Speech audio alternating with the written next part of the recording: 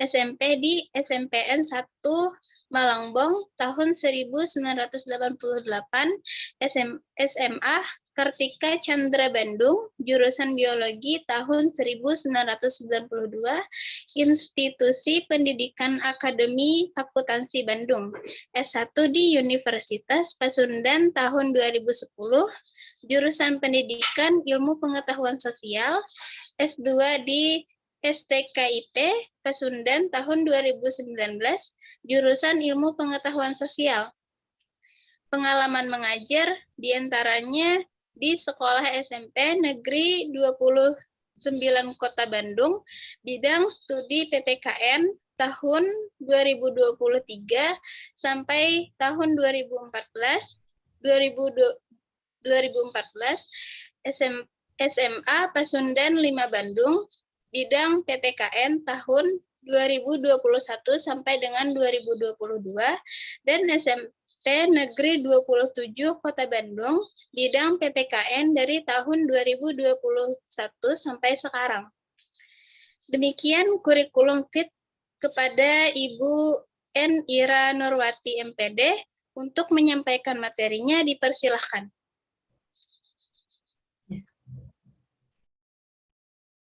Assalamualaikum warahmatullahi wabarakatuh.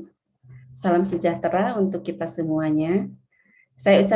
Pertama-tama saya ucapkan kepada Bapak Ahmad Muzakir, juga kepada Ibu Moderator yang telah memberikan kesempatan pada malam ini. Adapun materi yang saya bawakan adalah macam-macam gaya belajar. Seperti yang Bapak Ibu serta adik-adik ada yang enggak sekarang? Kalau kemarin kan banyak ya adik-adiknya.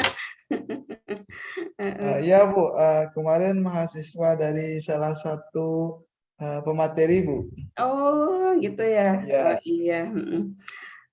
Ini sebenarnya materi gaya belajar itu kemarin sudah mulai dikupas-kupas ya, dikupas-kupas secara umum ya, secara umum sudah dikupas.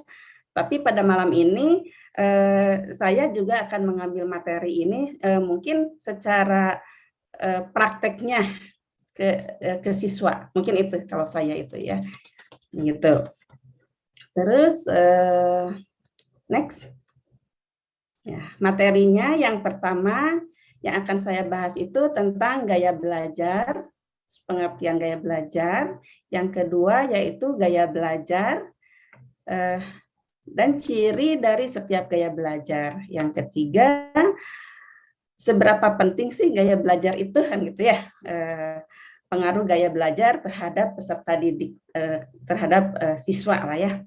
Pas sekarang peserta didik ya. Terus yang terakhir kesimpulan. Berikutnya,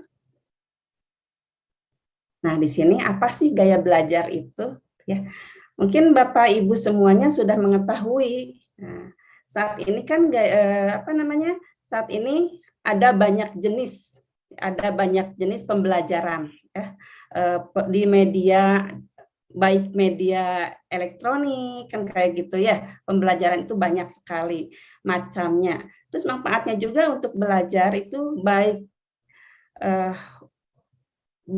untuk belajar di kelas maupun belajar mandiri, secara mandiri gitu ya. Karena gaya belajar itu merupakan kombinasi dari bagaimana ia menyerap dan kemudian mengatur serta mengolah informasi. Tentu saja setiap individu akan berbeda cara menerimanya itu ya, menerimanya pembelajaran itu akan berbeda-beda gaya belajarnya itu. Next berikutnya. Ya, di sini gaya belajar itu sebenarnya yang ada itu ada 8 ya, tapi kita memfokuskan kepada tiga macam gaya belajar kayak gitu. Yang awalnya kan ada 8 ya.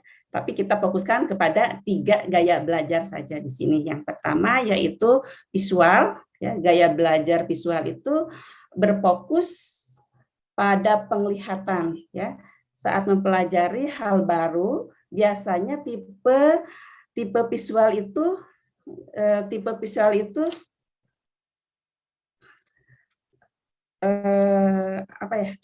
itu jadi mengandalkan indera penglihatan kayak gitu ya. Jadi indera penglihatan. Misalnya gini, kalau misalnya ada orang yang bepergian keluar kota misalnya, dia itu bisa cenderungnya melihat map gitu daripada mendengarkan apa petunjuk dari sebelahnya gitu. Itu merupakan dalam cenderungnya visual kan kayak gitu ya. Terus selain itu tipe visual juga lebih nyaman belajar dengan menggunakan warna-warni, bentuk atau nilai-nilai yang sangat artistik gitu. Terus yang berikutnya yang kedua yaitu auditory ya, auditory. Ya. Auditory itu di sini kebiasaannya dari kebalikan dari visual. Kalau auditory itu gaya belajarnya itu menerima informasi ya, menerima informasi dari pengetahuannya. Terus tipe orang itu belajarnya itu tidak masalah kalau misalnya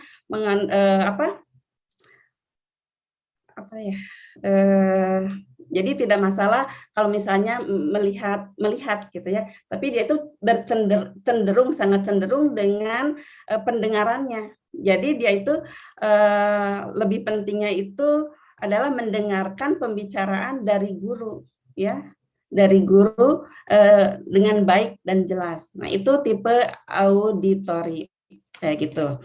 Terus yang ketiga yaitu kinestetik. Gaya belajar ini menyenangi belajar yang melihat gerakan. Ya, biasanya orang yang tipe ini merasa lebih nyaman mempelajari sesuatu tidak hanya sekedar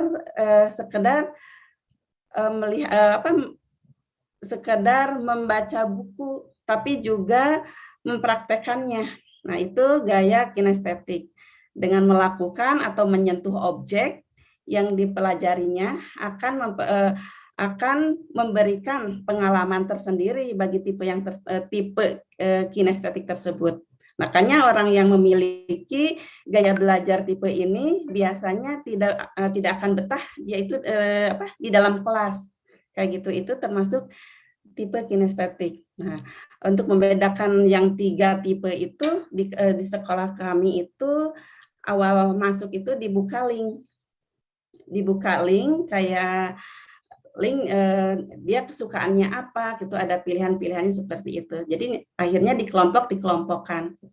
Tapi ada juga di dalam kelas itu tidak misalnya visual aja atau misalnya auditory saja atau kinestetik saja, tidak. Tapi adanya tuh. Tapi ketika kita di dalam kelas kita bisa mengkelompokkannya itu dengan cara misalnya belajarnya dijadikan berkelompok seperti itu. Nah, next. Nah, di sini ada juga ciri dari gaya belajar yang 3 tersebut. Ya, misalnya yang ciri visual itu lebih suka memilih atau membaca teks yang berisi gambar atau sejenisnya dan sering mencatat. Kan ada orang yang tidak suka mencatat tapi dia mendengar lebih cepat gitu kan. Kayak gitu ya. Ini sering mencatat dengan menggunakan pensil atau pulpen atau spidol yang berwarna-warni. Jadi di bukunya itu akan rapi gitu. Jadi indah kayak gitu ya. Kalau di anak-anak, kalau kebetulan saya kan ngajar di SMP ya. Jadi lebih ada yang rapi tulisannya gitu kan, biasanya yang rapi itu perempuan, tapi ada juga laki-laki yang rapi, dikasih warna-warni. Jadi misalnya kalau yang judul dia kasih warna apa gitu kan, yang ini apa. Nah itu masuk ke dalam tipe visual. Banyak sekali itu ciri-cirinya. Terus yang kedua yaitu dari auditory. Di sini cenderungnya lebih menyukai mendengarkan penjelasan atau misalnya gurunya berceramah, dia itu lebih senang gitu kan, kayak gitu. Itu tipe auditory. Di sini ada juga misalnya suka berbicara dengan dirinya sendiri gitu kan. Kalau misalnya belajar, dia itu sambil diucapkan gitu kan, diucapkan gitu kan. Ada juga misalnya yang enggak kan gitu ya, ini diucapkan, jadi diulang, baru dia bisa nempel gitu kan. Ada yang seperti itu ya, saat membaca biasanya ya diulang-ulang dengan suara yang dikeluarkan gitu kan. Mungkin kalau mahasiswa enggak ya, kalau atau gitu juga Bu, kalau di SMP kan seperti itu. Ya, berikutnya yang ketiga yaitu kinestetik, yaitu belajar menghafal dan melalui suatu materi yang dengan jalan-jalan sambil membaca buku atau belajar praktek langsung. Nah, ini kinestetik itu dia senang misalnya jalan kemana gitu, cari-cari tempat yang misalnya kalau anak-anak sekarang itu ke kafe ya, ngadon cuma untuk belajar gitu kan. Kalau kita kan zaman dulu kita belajar itu di rumah kan gitu ya, kalau misalnya ini senang sepi gitu. Kalau misalnya sekarang kan anak cenderung keluar gitu, itu yang tipe kinestetik kayak gitu. Jadi lebih enaknya itu kalau misalnya dia itu belajarnya di tempat yang enak gitu, yang sejuk dan sebagainya, sambil jalan-jalan gitu kan, kayak gitu. Ada yang suka kayak gitu. Ada juga kan yang tadi itu yang tipe yang lainnya lagi tadi itu diam gitu kan. Nah, ini atau misalnya belajarnya praktek langsung. Kalau di sekolah kami itu jadi tidak selamanya kita itu ceramah gitu kan. Kasih materi misalnya gini, kayak misalnya kemarin gitu kan, kemarin kita kasih materi, anaknya itu kasih materi misalnya yang kelompok A, B, C, kita bagi beberapa kelompok itu, tapi di dalam satu kelompok itu dia itu macam-macam anaknya kayak gitu. Nah, dikasihlah materi, udah gitu silakan mau seperti apa materinya kan kayak gitu. Materinya, cara penyampaiannya. Ada yang dia pakai PowerPoint, mempresentasikan, ada juga yang pakai kalau di itu ada yang suka gambar misalnya dengan cara dia bikin gambar-gambar seperti gini. Kelihatan ya, kayak kartun ya, kayak kartun kayak gini, tapi ini materi, jadi dibikinlah gambar-gambar seperti kayak gini. Ini juga cara pembelajarannya biar lebih menarik. Jadi mereka itu yang memberikan materi gitu. Kita sebagai pengajarnya yaitu sebagai perantara saja, penyambung saja gitu kan, untuk meluruskan saja. Ada juga misalnya yang berbentuk gambar-gambar dan sebagainya, tergantung kepada kelompok tersebut. Misalnya dalam satu kelompok itu ada yang sukanya yang tipe visual, dia mungkin bagian apanya gitu. Jadi dalam satu kelompok itu bergabung. Itu karena pelajaran saya PPKN, jadi biar bisa bersatu gitu. Next. Nah, di sini seberapa penting sih gaya belajar itu gitu kan? Sangat penting sekali kan di sini ya, gaya belajar itu kan sangat penting gitu ya. Karena di sini tuh merupakan proses pembelajaran yang sesuai dengan minat dan gaya belajar siswa. Jadi kalau misalnya kitanya kalau mungkin dulu ya sebelum pakai kurikulum Merdeka itu, jadi anak mendengarkan kan kayak gitu ya, anak mendengarkan, cenderung mendengar gitu ya. Kita sebagai guru cuma berbicara terus kan metodenya ceramah kan kayak gitu. Kalau sekarang kan enggak. Jadi anak itu mau gimana gaya belajarnya, kita yang mengikuti gitu kan gitu. Kita cuma meluruskan aja, sok mau seperti apa gitu kan. Yang penting materi tersampaikan, anak bisa memahami itu. Itu kalau misalnya di tingkat SMP. Tapi kalau mungkin di SMA mungkin lebih tinggi lagi, apalagi mungkin SMA mahasiswa udah lebih meluas lagi ya gitu kan, kayak gitu. Kalau di SMP seperti gitu. Jadi mau seperti apa gitu. Yang penting siswa itu bisa bisa memahami materi dan bisa sampai dan bisa menyampaikan lagi kepada temannya. Jadi istilahnya mah sekarang kalau saya praktekkan itu jadi belajar antar pembelajaran antar anak itu mungkin seperti kayak gitu. Dan di sini juga saya menayangkan beberapa pekan yang lalu sebelum ini ada gitu ya, sebelum saya ikut ke sini gitu. Saya sebenarnya sudah mempraktekkan ini kan gitu ya. Ada videonya, beberapa video gitu kan. Cuma yang ditampilkan saya 2 saja gitu. Takutnya nggak bisa kepanjangan gitu kan. Ini ada kok videonya. Nah ini siswa kelas 9 ini. Ya, ini pakai media ini. Siapa yang presentasi sekarang?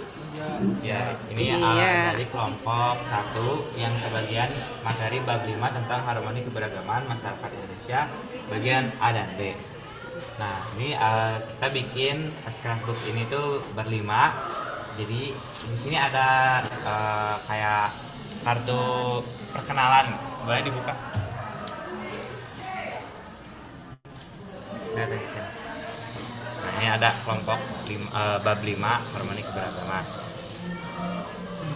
Nah, di sini ada anggota kelompoknya.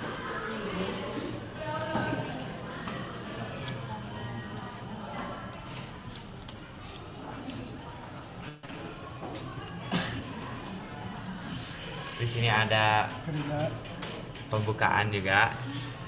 Ini bisa dibuka.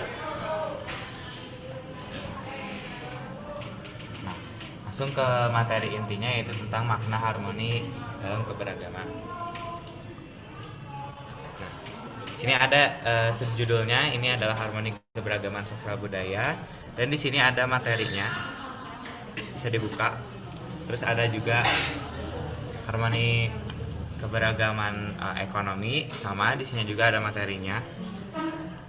Dan yang terakhir adalah harmoni keberagaman gender, sama ada materinya. Oke, selanjutnya di sini ada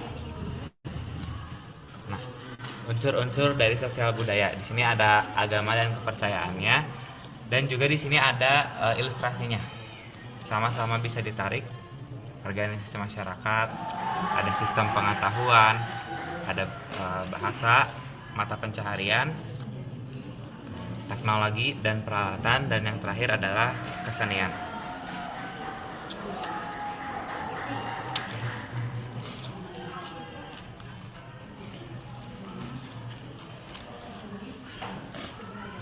Di halaman terakhir ada kartu ucapan penutup.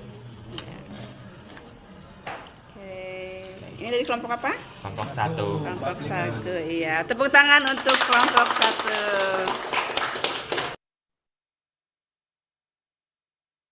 Nah, ini video yang kedua juga sama, menampilkan. Kelompok mana? Ayo. Ya. Kelompoknya siapa aja? Ada Depara, Zara, Billy, sama Wilma. Iya. Sok. Mulai presentasikan. Materinya tentang bab 5 bagian C, upaya penyelesaian masalah keberagaman masalah Indonesia. Ini untuk pengertian dari keberagamannya. Dan juga ada penyelesaian secara preventif, represif, dan kuratif. Halaman selanjutnya itu cara mengatasi masalah sosial budaya. Materinya. Ya. Terus keanekaragamannya ya, itu agama ya. Betul. Dan ini penyelesaian masalah dari ekonomi. Apa aja tuh penyelesaian masalah ekonominya? Ada mendorong terus merampungkan pembangunan, mengadakan pelantikan. Ya.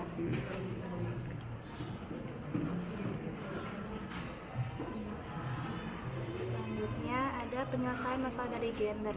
Dibuka.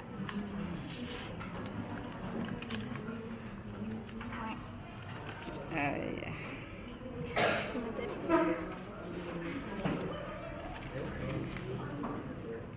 Terakhir ada kesimpulan.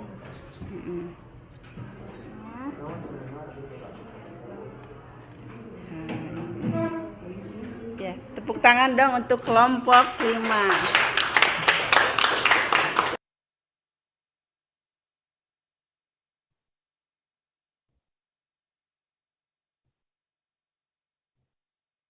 Ya, untuk kesimpulan itu mungkin tampilan dari sebagian dari siswa kami. Jadi kami mengkelompokkannya seperti itu. Jadi kita sebagai pengajar cuma memfasilitasi saja gitu. Jadi yang akhirnya yang mengajar itu belajar dan mengajar itu anak siswa tersendiri kayak gitu ya. Jadi belajar antar siswa kan kayak gitu ya. Jadi itu dikelompokkan seperti itu. Kalau di sekolah kami kan kayak gitu ya. Untuk kesimpulannya di sini ya. Kesimpulannya yang dapat ditarik dari pembahasan di atas adalah gaya belajar merupakan cara seseorang dalam menerima dan mengolah informasi yang diterimanya. Gaya belajar setiap individu berbeda dengan yang lainnya. Gaya belajar dikelompokkan menjadi 3, yaitu gaya belajar visual, gaya belajar auditorial, dan gaya belajar kinestetik. Gaya belajar sangat penting dalam proses pembelajaran. Pembelajaran yang sesuai dengan minat dan gaya belajar siswa akan meningkatkan pemahaman siswa terhadap materi atau informasi yang dipilih, serta dapat menciptakan pembelajaran yang kondusif dan menyenangkan bagi guru maupun siswanya. Mungkin untuk kali ini materi dari saya dicukupkan sampai sekian saja. Assalamualaikum warahmatullahi wabarakatuh. Waalaikumsalam warahmatullahi wabarakatuh.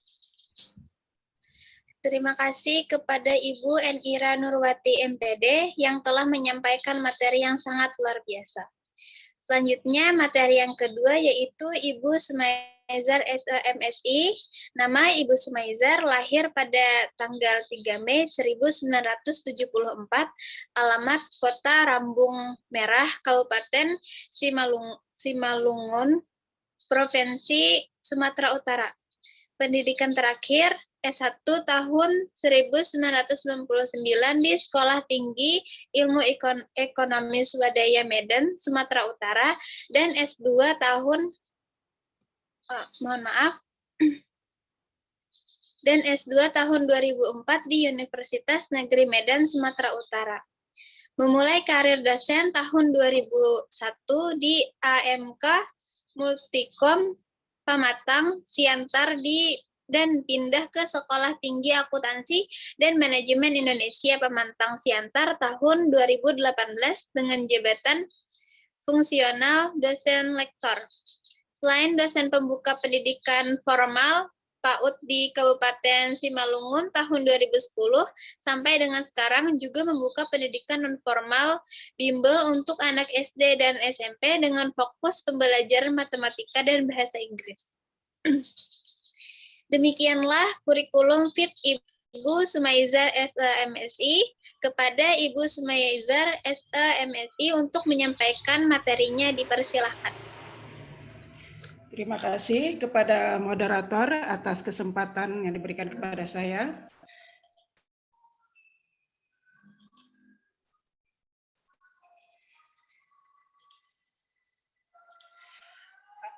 Assalamualaikum warahmatullahi wabarakatuh. Waalaikumsalam warahmatullahi wabarakatuh. Bismillahirrahmanirrahim. Waalaikumsalam. Rabbi sholli sadri wa yassir li amri wahlul 'uqdatam min lisani yafqahul qawli. Yang saya hormati panitia dan moderator, yang saya hormati Ibu narasumber Enira Nurwati, dan Bapak Ibu sekalian.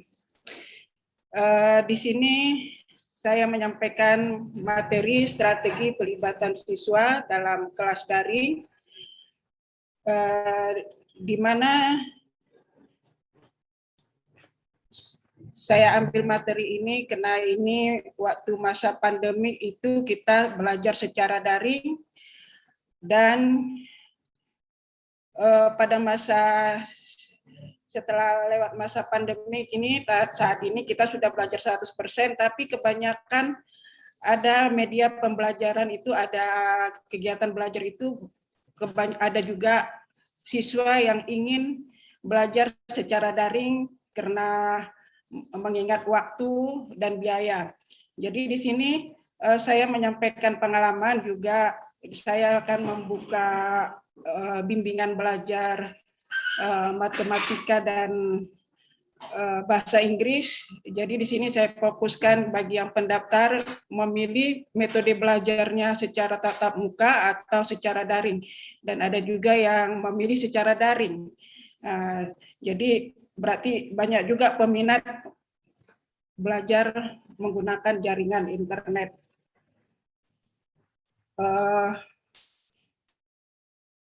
Komponen yang penting untuk menciptakan pembelajaran yang jarak jauh, yaitu yang pertama kita itu harus menyusun kerangka kerja community of inquiry, yaitu menggambarkan situasi di mana setiap individu saling berinteraksi satu sama lain dalam proses belajar mengajar sehingga tujuan pembelajaran dapat tercapai dan juga tidak merasa bosan tetapi aktif dalam memberikan respon baik dalam bentuk pertanyaan maupun jawaban yang diberikan oleh guru.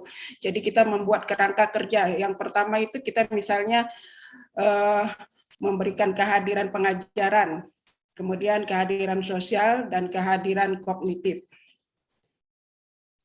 Kehadiran sosial itu siswa itu dapat berhubung, berkomunikasi, saling berbagi pendapat dalam diskusi yang kita fasilitasi. Contohnya saya di sini sebelum memulai materi pembelajaran kepada anak-anak bimbingan belajar saya, kita saling berinteraksi, menanya kabarnya, kenapa semalam tidak hadir, bagaimana keadaan hari ini, apakah sudah siap melakukan pembelajaran. Jadi kita berinteraksi dulu, jangan langsung masuk ke materi. Kemudian kehadiran kognitif, kemampuan siswa berefleksi, mengkonstruksikan makna dan mengembangkan pemahaman. Contohnya kita memberikan pertanyaan tentang materi yang semalam, kemudian kita bertanya kepada siswa siapa yang bisa menjawab.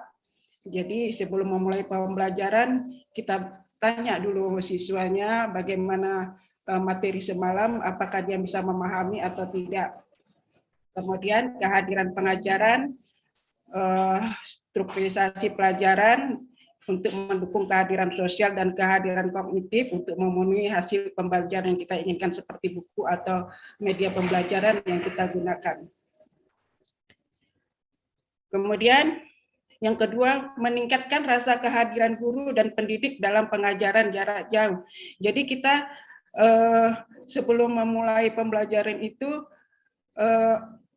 jangan, kalau pengalaman saya di sini dalam satu kelas daring, kalau kelas tatap muka langsung saya kelas itu berisikan sekitar 25 orang satu kelas. Tapi kalau kelas daring paling maksimal saya buat 7 anggota, 5 sampai 7 orang kelas daring supaya kita lebih mengenal keadaan siswa.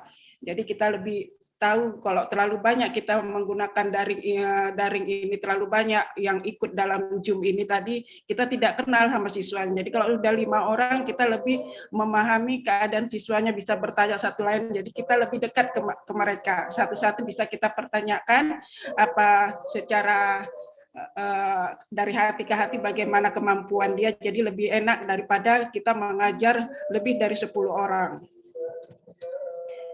Yang ketiga, melakukan pendekatan humanistik, yaitu pendekatan atau aliran dari psikologi yang menekankan kehendak bebas, pertumbuhan pribadi, kegembiraan, kemampuan untuk pulih kembali setelah mengalami ketidakbahagiaan. Kita bebaskan mahasiswa bagaimana belajar kita ini hari ini. Misalnya saya di sini kan bahasa Inggris, saya coba mereka bertanya dengan menggunakan kabar saya dengan menggunakan bahasa Inggris. Coba refleksikan, terserah Anda, kalaupun salah ngomongnya atau bagaimana, nggak apa-apa, nanti kita perbaiki. Atau matematika, kita menggunakan metode misalnya pemahaman mereka, cara menghafal kali-kali bagaimana keadaan. Jadi kita bebaskan mereka bagaimana proses gaya belajar mereka yang seperti yang diuraikan tadi oleh Ibu Ira tadi, macam-macam gaya belajar. Tadi saya pahami juga, berarti mungkin di salah satu inilah mereka kehendak bebas mereka memilih gaya belajar mereka masing-masing.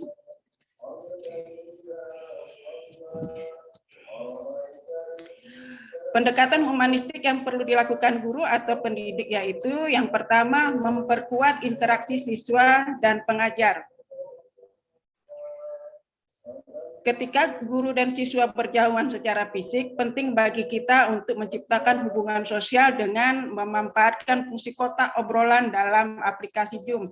Biasanya siswa ini kalau disuruh kita ada pertanyaan, mereka tidak mau atau enggan melakukan pertanyaan. Tapi kalau disuruh chatting atau membuat pertanyaan di kolom kotak chatting, mungkin mereka cepat mengetikkan pertanyaan-pertanyaan atau memberikan tanggapan-tanggapan dalam kotak chatting. Jadi kita bebaskan aja mereka, kalau misalnya ada pertanyaan, kalau semuanya diam, ya silakan ketik. Kita tunggu waktunya, kita berikan waktu untuk mengetik semua pertanyaannya di kolom kotak obrolan. Kemudian yang B, mengulang kembali materi pembelajaran minggu lalu sebagai prasyarat untuk memulai materi baru. Kemudian mengoptimalkan teknik komunikasi dari tim pengajar, termasuk memastikan kualitas suara, video, serta pencahayaan agar pembelajaran tidak terganggu. Pengalaman saya di sini karena saya pun tinggal di daerah perkotaan, kemungkinan internet tidak mengalami gangguan gitu. Jadi kita kepada siswa yang belajar secara daring lebih enak jaringannya yang dilakukan. Kedua, merencanakan metode pemberian tanggapan langsung dari siswa. Di sini respon dari siswa sangat penting untuk mengecek pemahaman selama kegiatan pembelajaran dilakukan, karena dengan adanya respon dari siswa dapat membantu guru untuk menyesuaikan pembelajaran berikutnya agar sesuai dengan kecepatan dan tingkat pemahaman siswa. Ada beberapa perangkat yang dapat memfasilitasi adanya tanggapan secara langsung yang sering digunakan, yaitu yang ini yang sering saya gunakan kepada siswa saya itu dengan menggunakan Kahoot atau kuis. Jadi sebelum kita memberikan Kahoot ini kita sebarkan ke siswa, kita mengetik dulu pertanyaan-pertanyaan di aplikasi Kahoot atau kuis ini, pertanyaan-pertanyaan yang menarik. Kemudian siswa kita ini suruh menjawab dengan memakai HP-nya sendiri, memakai HP-nya, kemudian dijawab. Terus di situ nampak nanti di Kahoot atau kuis itu ranking-rankingnya. Jadi seperti kuis kita yang di TV-TV. Jadi lebih semangat anak-anak ini menggunakan pembelajaran dengan aplikasi Kahoot ini. Jadi lebih semangat. Nanti di situ nampak juara 1, juara 2, juara 3. Jadi lebih aktif mereka menggunakannya. Kenapun saya ingat ada istilah saya pernah baca dari sahabat Rasul itu, ya kan, ajarilah anak Anda sesuai dengan zamannya.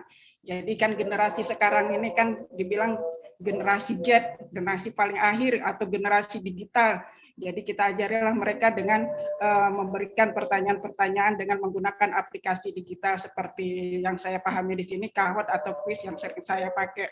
Dan kalau sudah saya membagikan kuis dengan menggunakan aplikasi ini, yang dua ini, mereka lagi senang sekali rasanya menggunakan itu. Terus nampak gitu seperti kayak di TV-TV kata anak-anak ini. Jadi saya lebih sering membuat pertanyaan-pertanyaan itu tidak secara langsung, tapi menggunakan aplikasi Kahoot atau kuis. Kemudian Yang ketiga, mengoptimalkan interaksi siswa. Untuk lebih mengaktifkan siswa dalam pembelajaran daring, cara yang lebih praktis digunakan yaitu biarkan siswa untuk memilih teman kelompok mereka sendiri dan tidak terlepas dari bimbingan guru. Ya, di sini pengalaman saya gitu kan, kalau mereka memilih bimbingan belajar dengan menggunakan daring, mereka sudah tahu, Bu, ini nanti kawan saya, ini kawan saya, jadi saya nggak mau pisahkan. Saya bebaskan siapa nanti kawanmu, maukah kamu sama si ini atau si ini. Jadi lebih enak mereka berinteraksi dalam kelas daring ini tadi. Yang kedua, bagi breakout room dengan anggota 5-7 orang. Jadi nggak usah kita banyak-banyakkan satu kelompok Zoom ini, maksimal ada 7 orang. Kemudian melakukan aktivitas perkenalan di awal sesi kelompok untuk mendekatkan interaksi antar anggota dalam satu layar. Jadi seperti tadi kita sudah gunakan, macam saya tadi ngobrol dengan Pak Sumario tadi, jadi lebih enak. Jadi walaupun jauh, kita sudah kenal, rasanya pernah kita berkenalan di sini atau pernah kita duduk berdekatan di sini secara tatap muka, walaupun kita lakukan di sini dengan tatap layar. Kemudian yang keempat, memberi giliran untuk memimpin kelompok pada tiap siswa sehingga semua memiliki kesempatan untuk berperan. Di sini saya memberikan terakhir itu saya kalau ada sharing atau diskusi, misalnya ini yang biasa saya menggunakan ini untuk kelas SMP, kelompok belajar gitu kan. Saya pilih salah satunya untuk minggu depan, saya pilih satu orang untuk memimpin diskusi belajar. Jadi semuanya dapat bagian dan lebih aktif dalam kelas daring. Jadi kelas daring ini tidak hanya membiarkan guru hanya memberikan materi, tapi siswa pun kita libatkan aktif di dalam kegiatan belajar mengajar. Demikian materi dari saya dan saya kembalikan kepada moderator. Terima kasih. Wassalamualaikum warahmatullahi wabarakatuh. Ya, terima kasih kepada Ibu Smaizer MSI yang telah menyampaikan materi yang sangat luar biasa. Demikianlah pemaparan materi yang telah dibawakan oleh kedua pemateri hari ini, dan selanjutnya akan membuka sesi tanya-jawab. Selain itu, untuk link presentasi atau absensi telah dikirimkan melalui kolom chat Zoom dan kolom live pada chat dan kolom chat live chat pada YouTube. Baiklah, langsung saja kita mulai sesi tanya-jawab. Dipersilakan kepada 3 atau 4 orang peserta yang ingin bertanya, dan yang ingin bertanya silakan hand raise atau angkat tangan. Selain itu, bisa juga bertanya melalui kolom chat Zoom dan live chat YouTube. Baik, kepada moderator, saya ingin sharing dulu sama Ibu Ira tentang metode gaya belajar ini tadi. Begini kan, pengalaman saya, karena saya pun mengajar di perguruan tinggi ya kepada mahasiswa. Kemudian mahasiswa ini kan diberikan kebebasan dengan menggunakan handphone, bawa handphone. Jadi asal saya memberikan materi ini dalam bentuk dari PowerPoint, kemudian kalau bisa yang penting-penting itu dicatat. Itu kebanyakan mahasiswa itu hanya memoto, jepret, foto. Kemudian nanti foto gitu kan, saya bilang ditulis. Kalau ditulis itu kan sedikitnya dicatat terus ada ingat di dalam otak. Jadi, Bu, udahlah Bu, capek Bu, banyak kali lah alasannya. Makanya kadang saya cemburu sama guru-guru ini. Lebih enak, lebih dekat ke muridnya dibanding ngajari orang yang dewasa. Nah, jadi itulah nanti kegiatan mereka dipoto. Nanti pas ujian, saya bilang, boleh buka, saya kan belajar pula akuntansi kan Bu, ngajar akuntansi. Saya bilang ujiannya itu boleh buka buku tapi tidak boleh buka HP. Jadi HP saya kumpulkan, kadang mereka komplain. Komplain mereka, Bu, nggak bisa gitulah Bu, gini-gini. Jadi pun saya bingung, gimana lain cara mengajarinya ini. Bu, kami sudah kerja Bu, katanya gitu. Kami hanya cuma mencari gelar. Itulah jawaban mereka. Jadi pun saya pusing lah gitu memikirkannya, kok banyak kali alasannya. Memang saya pun mengajar di kelas mahasiswa, kami cuma cari gelar, tapi kan saya bilang, ini akuntansi, setidaknya sedikit kalian memahami. Jadi saya serahkan, kadang sharing juga sama kalian, kayak mana lah mengatasi mahasiswa yang sepertinya disuruh nyatat foto, nanti ujian nengok HP, nengok gini-gini. Jadi mana tahu Ibu punya pengalaman yang bagaimana, bisa kita sharing di sini. Itu aja lah pertanyaan saya, Bu. Oh iya. Oke, langsung aja Bu. Atau gimana? Langsung aja. Iya, bagaimana menghadapi anak-anak Oh, yang seperti iya. dia.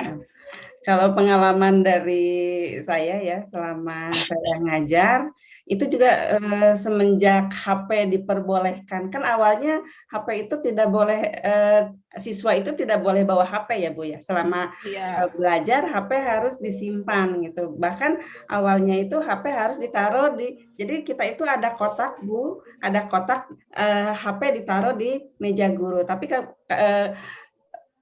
seperti itu, model seperti itu bagi mahasiswa mungkin tidak berlaku ya Bu ya. Makanya foto jepret gitu. Pada akhirnya kalau yang namanya udah HP dipoto di HP, memori habis penuh dihapus, akhirnya materi nggak ada, kan kayak gitu ya. Kalau saya itu akhirnya gini Bu, kalau misalnya kan alasannya gini, kalau di siswa itu Bu, saya jauh nggak kelihatan di foto jepret gitu ya. Tapi kalau saya itu setelah dipoto itu silakan tulis gitu kan. Jadi ada 2 penilaian Bu. Kalau bagi SMP di SMP ya, mungkin SMA kuliah mungkin beda ya Bu ya. Kalau udah dipoto itu sok ditulis, nggak apa-apa dipoto, tapi langsung ditulis. Soalnya kalau PKN itu kan ada penilaiannya itu macam-macam Bu kalau di saya itu. Jadi enggak cuma nilai dari ulangan harian atau itu juga ulang harian misalnya gitu. Enggak cuma itu aja. Jadi misalnya dari catatan juga kita masukin gitu, itu untuk sebenarnya itu untuk mengakali supaya anak mau mencatat kayak gitu kan. Soalnya apa?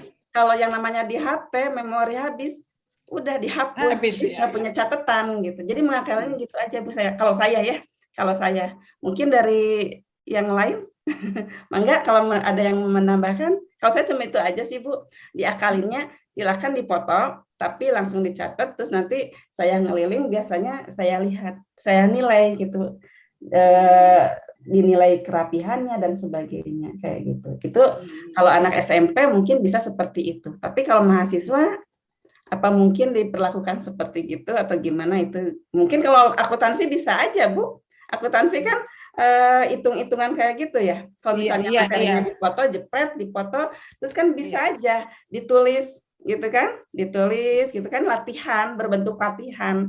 Mungkin itu Bu, untuk mengakalinya itu materi silahkan dipoto, tapi kalau latihan kan mau tidak mau dia nulis tuh. Saya itu dimasukinnya seperti itu. Kalau ke mahasiswa mungkin seperti itu Bu. Kalau SMP kan cuma dilihat coba mana ininya catatannya yang tadi gitu kan. Mungkin gitu Bu. Mungkin gitu saja Bu. Iya, mungkin ada yang lain perbanyak latihan ya Bu ya. Iya, gitu. Akuntansi kan lebih enak lagi ya, perbanyak latihan gitu kan, kayak bikin Ibu mata pelajarannya akuntansi.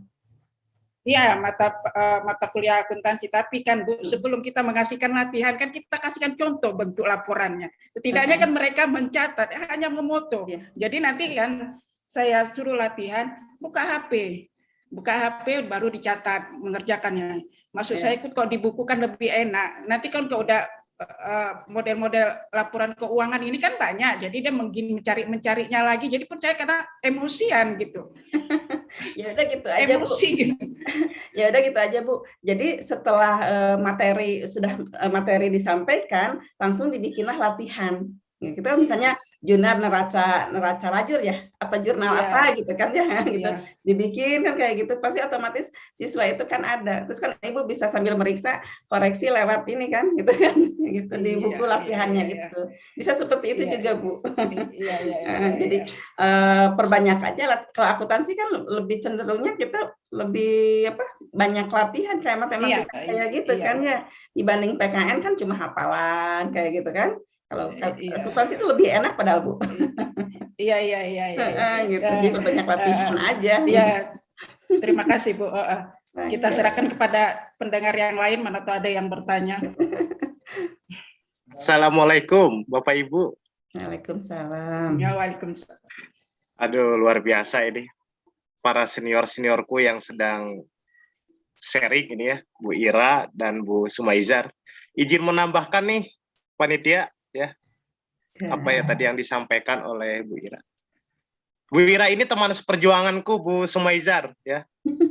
Kita sama-sama dari Bandung ya Bu. Alhamdulillah saya banyak sekali pembelajaran dari beliau Bu, terutama Saya yang belajar dari Pak Mario Pak Bu. dalam aspek klinis Bu, dalam hal pedagogik ya.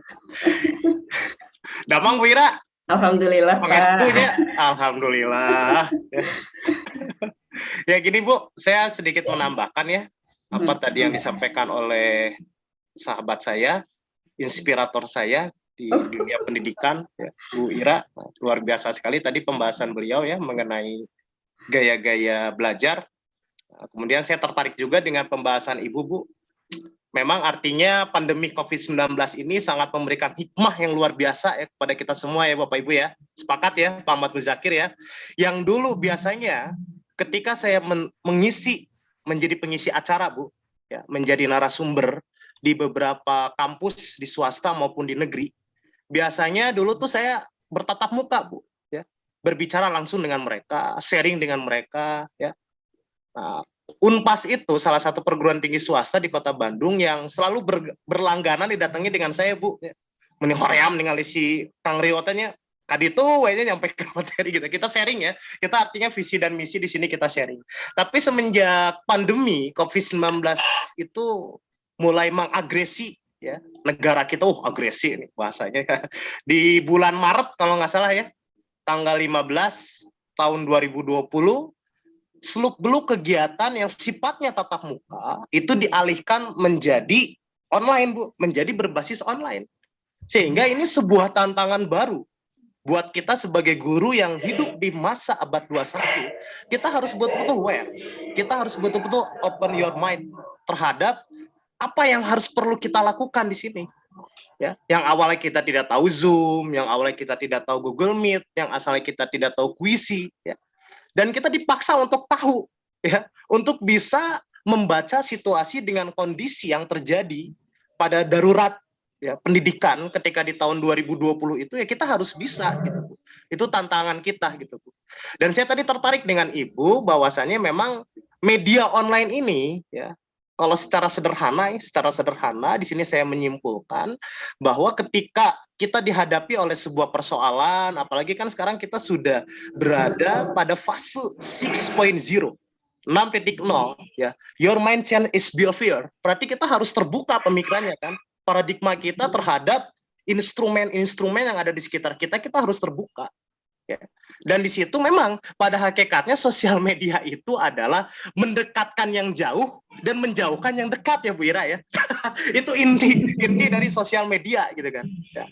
Tapi dengan adanya sosial media ya ini banyak hikmah yang bisa kita ambil ya. Saya bisa bertemu dengan Pak Ahmad Muzakir ya Pak ya. Walaupun kita berbeda pulau, walaupun kita berbeda wilayah, tapi kita selalu dekat di hati ya. Artinya sosial media itu tidak menjadi distansi, tidak menjadi jarak buat kita untuk bisa saling tukar pengalaman, saling sharing dan saling bertukar wawasan-wawasan baru agar kita menjadi guru yang kreatif, dosen yang kreatif, guru yang dirindukan oleh siswa dan dosen yang dirindukan oleh mahasiswa dengan mahasiswa ya.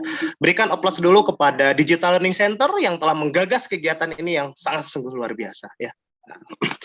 Nah, lalu di sini Bu yang coba saya tambahkan, bagaimana sih caranya ya? Bagaimana sih langkah-langkah klinis ya untuk menghadapi ya berbagai tingkah laku anak-anak kita yang terkadang mereka tuh keliru untuk mempersepsikan ya, untuk memberikan satu bentuk perspektif ya secara umum tentang fungsi daripada teknologi itu apa ya Bu ya. Artinya memang ini saya alami juga Bu ketika dulu saya jadi mahasiswa, ketika menempuh pendidikan S1, di mana waktu itu seperti yang Ibu sampaikan, kalau dulu zaman kami dulu itu belum ada HP Android Bu. Tapi dulu kita masih menggunakan yang namanya BlackBerry itu Bu Ira ya.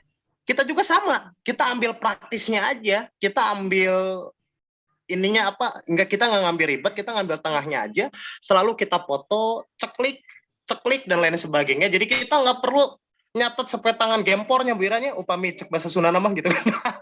Jadi kita ambil tengahnya di situ. gempor tangannya.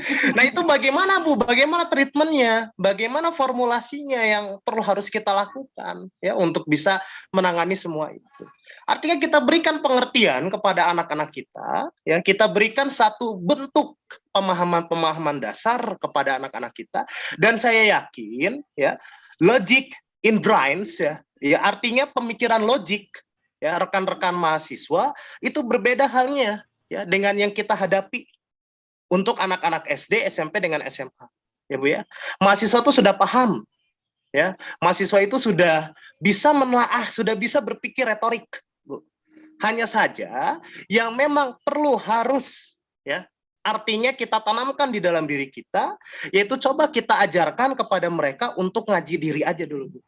Saya waktu tadi ya dalam rangka memperingati muhasabah ya karena bentar lagi kita berada pada fase bulan Ramadan nih Bapak Ibu ya. Nah, mudah-mudahan ibadah kita diterima ya oleh Allah Subhanahu wa taala nanti di Ramadan tahun ini. Nah, di situ ustadz yang menjadi penceramah ya di sekolah saya itu bertanya seperti ini. Sekarang ini anak-anak jarang sekali membuka yang namanya mushaf Al-Qur'an. Coba, apa yang selalu dibuka oleh anak-anak kita? Quran digital, Bapak Ibu. Ya, jarang sekali mereka membuka mushaf. Ya, ketika mereka membuka Quran digital, ketika di situ ada WA masuk, pandangan mereka pasti apakah ke Al-Quran tersebut atau buka WA, Ibu? Ya pasti pesan itu yang pertama kali mereka lihat. Nah itu Bu. Ya, bahkan yang selama ini kita lihat selama pandemi, ya ini selama pandemi ini Bapak Ibu, karena saya juga punya adik dan adik saya juga masih mahasiswa, saya selalu menegur adik saya Bu. Ketika sedang mengikuti perkuliahan melalui Zoom atau melalui Google Meet, yang dilakukan oleh adik saya apa Ibu? Ya, dia tidak kameranya itu dia ditutup, ya kameranya ditutup, ya dia tidur-tiduran, ngemil, ya dosennya berbicara dari A sampai Z. Nah, setelah itu dia membuat grup tanpa adanya keberadaan dosen tersebut. Nah, di situ dia membicarakan ya konten-konten pembahasan yang disampaikan oleh dosen itu, Ibu. Itu kan hal yang cerdas ya bagi mahasiswa-mahasiswa kita di abad 21 sekarang. Wah. Bagaimana itu Ibu? Nah, ini menjadi satu bentuk formulasi ya, menjadi satu bentuk landasan berpikir bagi kita sebagai agent of change ya, terutama dalam pedagogik sendiri ya. Rekan-rekan guru dengan rekan-rekan dosen, tentunya kita harus bisa mengajarkan kepada anak-anak kita tentang konsep berdamai kepada diri sendiri itu seperti apa. Ya Bu ya. Nah, jadi intinya coba Ibu berikan mereka treatment-treatment yang dimana mereka tuh bisa berpikir secara logis. Nah, tadi betul yang dikatakan oleh Bu Ira, apalagi Ibu mengampu mata kuliah akuntansi ya. Berikan kuis mendadak coba Bu. So, kuis mendadak, tapi berikan mereka pertanyaan yang tidak ada jawabannya di mbah Google, Bu. Ini mereka jadikan sebagai salah satu treatment. Jangan sampai mbah Google ini mereka jadikan sebagai langkah-langkah solutif ya untuk ya bertanya. Jangan sampai kita menghasilkan anak-anak yang nantinya SG, Bu, sarjana Google ya Bu ya. Bukan SPD, sarjana pendidikan, Bu. Jadi seperti itu, Bu. Jadi artinya cobalah Bapak Ibu guru di sini kita cerdaskan anak-anak kita dan jangan sampai negeri ini ya memiliki generasi penerus bangsa yang mengalami resesi pemikiran.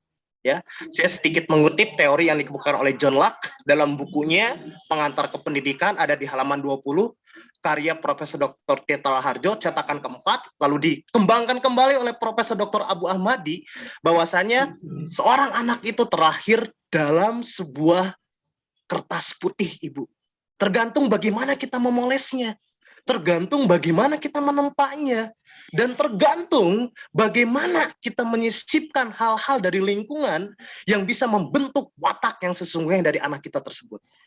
Makanya tadi yang disampaikan oleh Bu Ira, bahwasanya tipe-tipe model pembelajaran itu ada yang dinamakan dengan visual, auditory, dan kinestetik. Lahirlah pembelajaran terdiferensial, ya, yang terupload di dalam platform Merdeka Mengajar.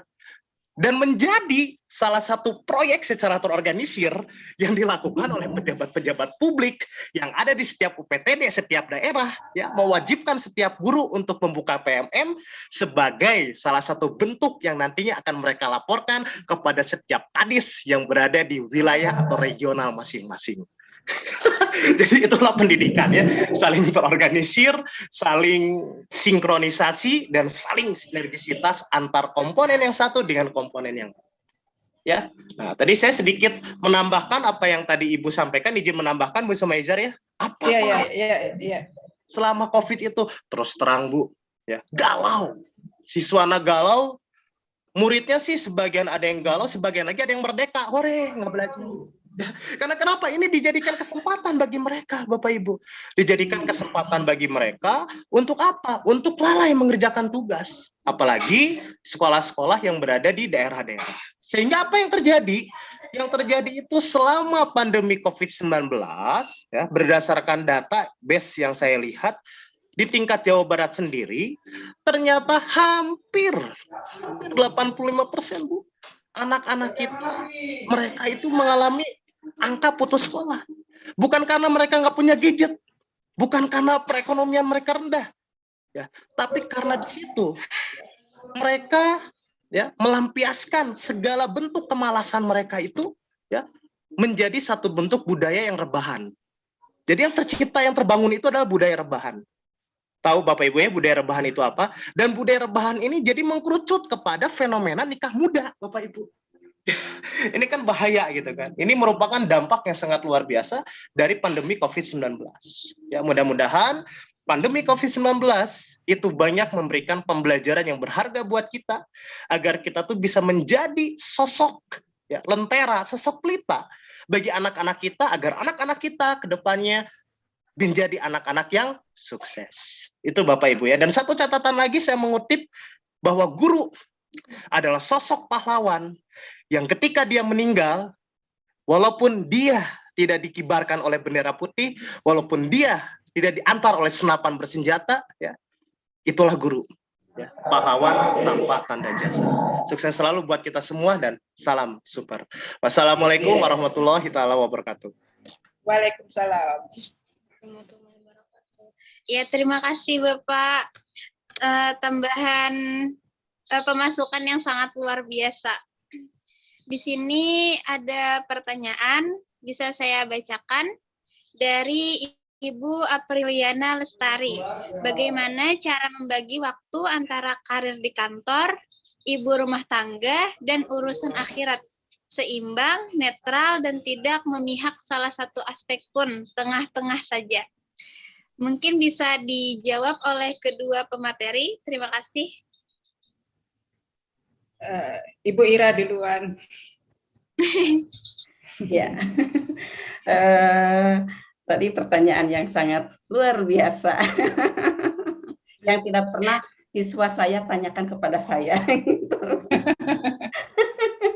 Ya, tapi saya akan sedikit menjawab, mungkin ya nanti Ibu yang menambahkan yang lebih banyaknya. Ini bagaimana caranya seorang ibu, mungkin ya seorang ibu bisa membagi waktunya antara apa saja, Bu? Antara waktu di kantor, ibu rumah tangga, sama urusan akhirat, agar tidak memihak salah satu aspek. Di kantor, terus di mana lagi?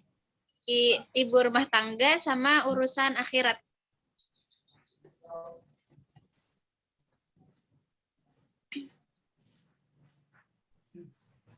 Ya, khususnya mungkin ini dipertanyakan untuk ibu-ibu ya. Kalau bapak-bapak mungkin enggak ini ya.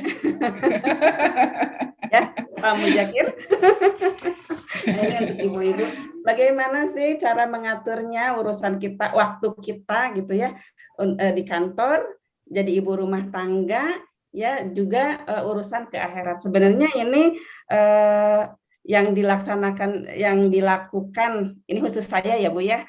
Ini sangat gimana ya, urusan kantor juga kita harus menjalankannya gitu kan dengan baik, karena apa namanya, selain untuk kepentingan kita gitu kan ya, kepentingan ya keluarga lah ya, untuk membantu mungkin suami mungkin kayak gitu ya, itu juga tidak bisa diputus begitu saja kan kayak gitu. Tapi kita juga sebelum apa namanya, sebelum kita pergi melaksanakan tugas negara ini gitu, kita juga tidak melupakan saya sebagai ibu rumah tangga gitu kan. Jadi di sisi lain saya emang harus bisa membagi, misalnya kita di Bandung itu jam masuk itu jam 7.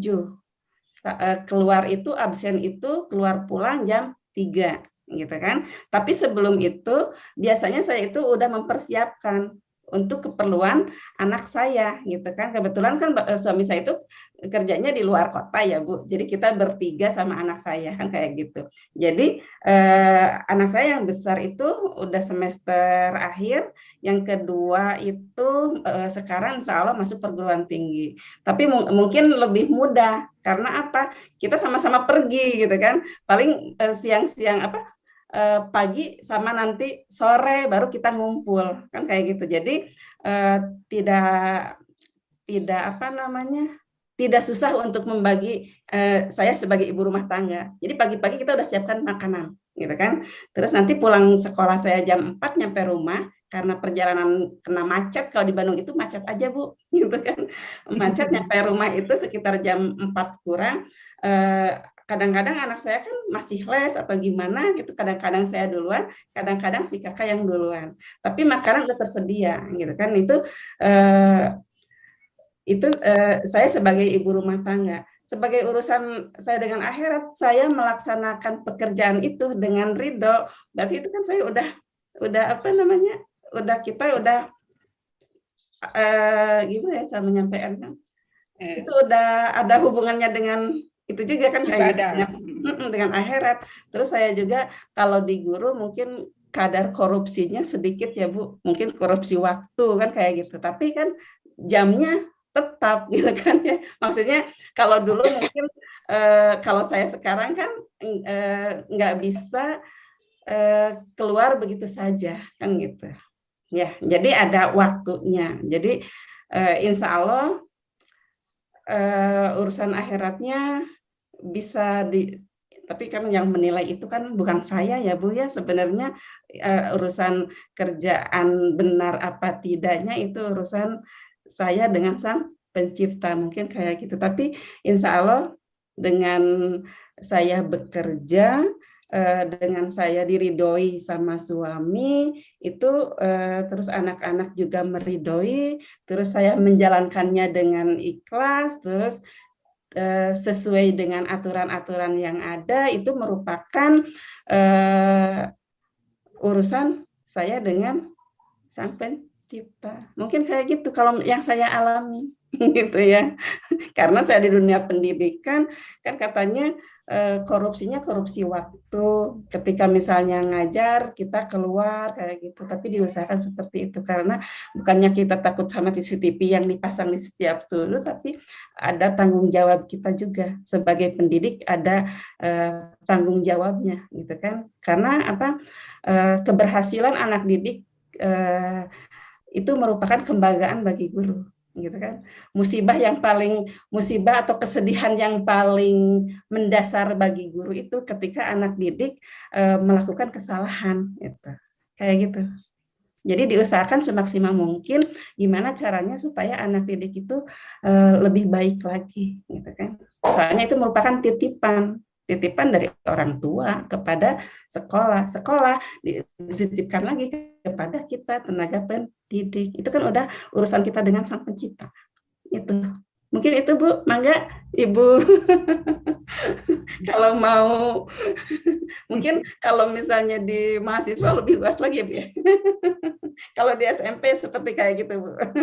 Jadi gimana caranya saya melakukan yang terbaik untuk anak didik saya, untuk keluarga juga. Dan tentu saya juga tidak tidak melepaskan tanggung jawab saya sebagai ibu rumah tangga gitu. Itu aja dari saya Bu. Mangga, hatur nuhun.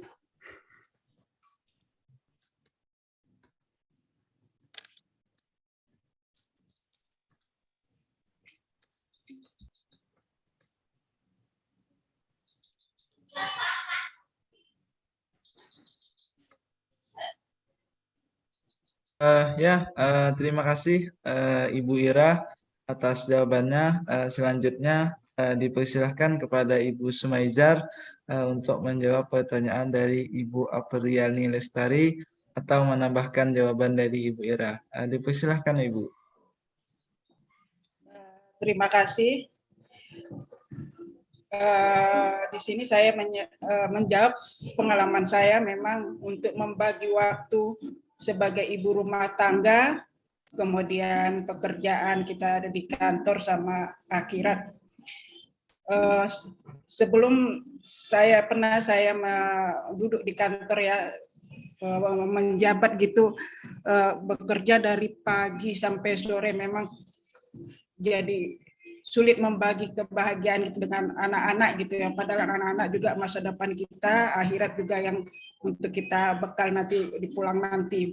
Jadi akhirnya saya memutuskan melepas, karena saya percaya rezeki itu datangnya dari Allah. Saya melepaskan pekerjaan saya di kantor, tapi saya tidak melepaskan sepenuhnya, atau nggak dikasih lah ya mungkin sama yayasan. Jadi saya ada memegang jabatan, cuma waktu yang saya berikan sesuai dengan misalnya ada waktu yang penting-penting saya sibuk di kantor, kalau enggak saya hanya sebentar-sebentar atau 2 jam, 3 jam, dan seminggu itu 3 kali aja ke kantor, selama sekitar paling lama itu 4 jam aja di kantor.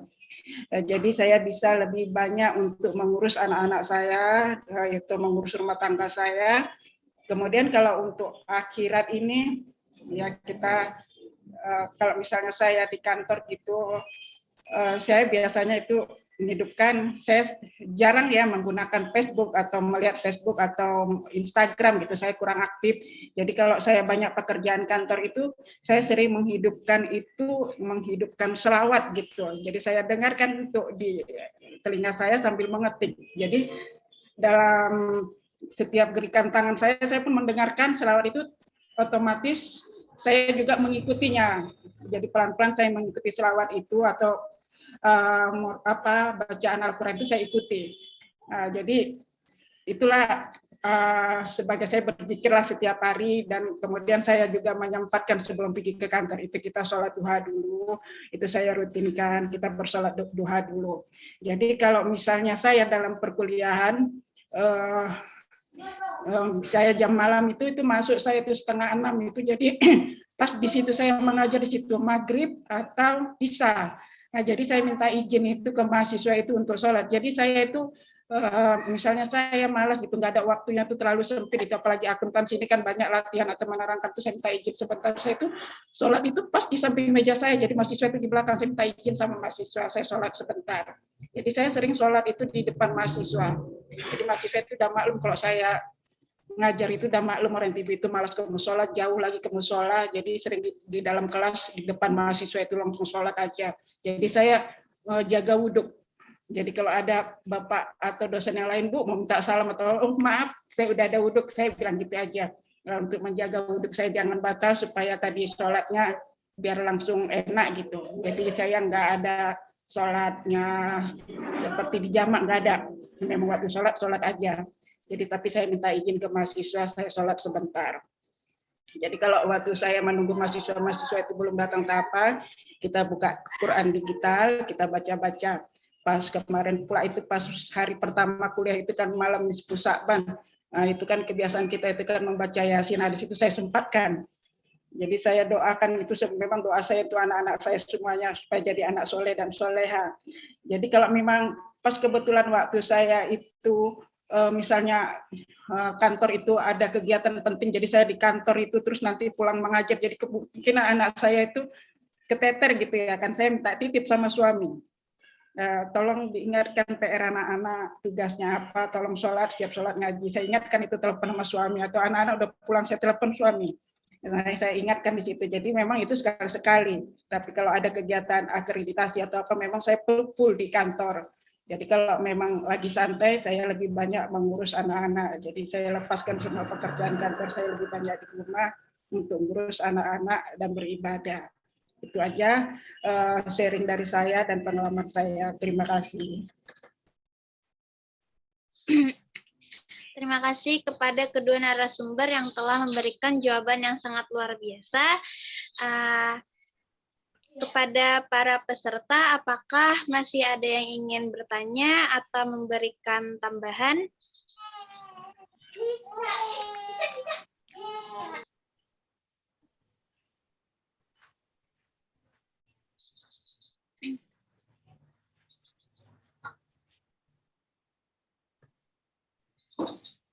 Baiklah, jika tidak ada, Bapak Ibu semuanya, untuk kegiatan hari ini kita cukupkan sampai di sini. Semoga apa yang kita dapat pada kegiatan ini bermanfaat dan dapat mengamalkan dalam kehidupan sehari-hari serta diridhoi oleh Allah Subhanahu wa taala. Para hadirin sekalian, sekali lagi kami mengucapkan terima kasih kepada para pemateri dan juga seluruh peserta yang telah berpartisipasi dalam kegiatan Diklat Pendidikan Nasional hari ini. Akhir kata, saya Husnul Khatimah selaku moderator undur diri. Semoga kita dapat bertemu kembali dalam kegiatan Diklat Pendidikan Nasional selanjutnya. Kalau ada salah kata atau pelayanan kami yang kurang, mohon maaf yang sebesar-besarnya, waktu yang mempertemukan kita dan waktu juga yang memisahkan kita. Salam hangat dari kami, sampai jumpa. Wabillahi taufik wal hidayah. Wassalamualaikum warahmatullahi wabarakatuh. Waalaikumsalam warahmatullahi wabarakatuh.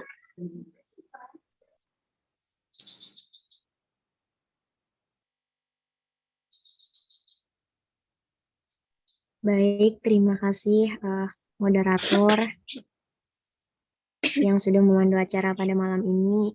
Dan juga saya ucapkan terima kasih kepada kedua narasumber yang luar biasa memberikan materinya pada malam ini, serta semua peserta yang